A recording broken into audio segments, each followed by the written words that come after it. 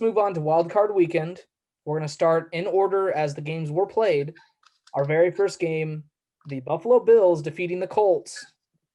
I believe the score was 27-24. Your initial reaction to the game, Ashton? I knew that game would be close, but I was not expecting only 3 points and down to a Hail Mary. Um, Josh Allen throughout most of the game played well, but that last drive definitely hurt him, and it definitely made people go back to, oh, see, he's not that great of a quarterback yet if he's willing to get sacked for 23 yards during a playoff game. He still did a lot of good things, and he still made a lot of great plays against a good NFL team. So I really think he's still a star. I still think he's a star. That's for a fact.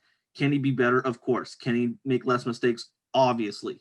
But I'm definitely not surprised by the outcome. I really thought Buffalo was just the better team. They had a better quarterback, Sean McDermott. He knows how to win these type of games. I knew it was going to be a chess battle between him and Frank Reich because Frank Reich's another great coach, and he's the reason why the Eagles even had a Super Bowl this past decade. So it was a good game, and other than the 3 point margin and down to the Hail Mary, it was pretty much what I expected. Yeah, earlier in the year, we kind of talk. I want to talk about the Colts a little bit. Earlier in the year, we kind of talked about how it always seems like they're just kind of a quarterback away, right? And although Philip Rivers did play pretty good in this game, he 27 for 46, 300 yards, 2 touchdowns. I'm not a big stats guy, but he did play very, pretty good. I just feel like they're always just the Colts, like since the Andrew Luck retirement, they're just like a piece away, and I think that's their piece as a quarterback. Now you talked about Frank Wright, how he was the only reason that the Eagles won a Super Bowl. I actually, with the firing of Doug Peterson, that has become more clear that he was the offensive mastermind around their success. Um, and I really thought that earlier that Carson Wentz to the Colts was a real possibility. With the firing of Doug Peterson, I really don't think so. I think that Wentz and Hurts are both going to stay put in Philadelphia. But going back to the Colts, I really think that they need to go the veteran quarterback route. Like whether that's a Matthew Stafford, whether they can somehow pull off a trade for Deshaun Watson, who we'll talk about a little bit later in the show. Um, what maybe Dak Prescott hits the market and Cowboys don't re-sign him and they can get him. I really feel like they're just a quarterback away, and I really hope that they have the balls and the guts to move off of Philip Rivers after he had a really good year for them. Well, I'll say this. I don't think it's impossible for the Colts to get Carson Wentz. I really think that is ideally the best answer in regards to having a veteran quarterback under Frank Reich's system. Why not have the quarterback that basically got your team to the Super Bowl when you were coaching that program?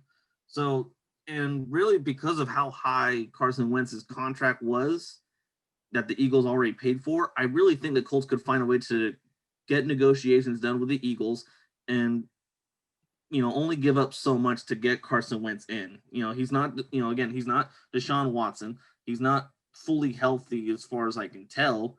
And he's definitely someone who still needs to prove that he's a starting quarterback. So I think you can get him for a fairly good, second round, maybe even third round, low enough if you can argue about how overpaid he might be based on where he is now in his career. Well, I agree. I don't think it's impossible. I just think because of the firing of Doug Peterson, it's a little more unlikely now. Uh, Unfortunately for Buffalo, they did lose Zach Moss for the I think remainder of the year, if I'm not mistaken. I believe he was put hurt in this game. They do have Devin Singletary though, so I don't think that their run game will really miss a beat.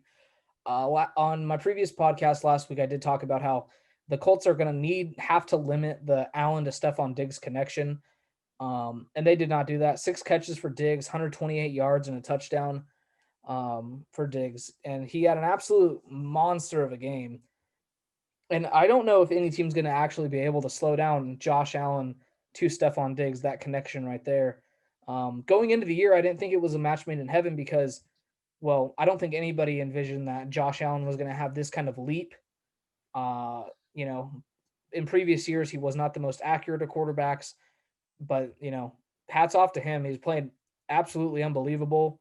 The Colts, I don't know really where the Colts go from here. They're picking too high in the draft to get one of the premier quarterbacks. I really think that they got to trade for one.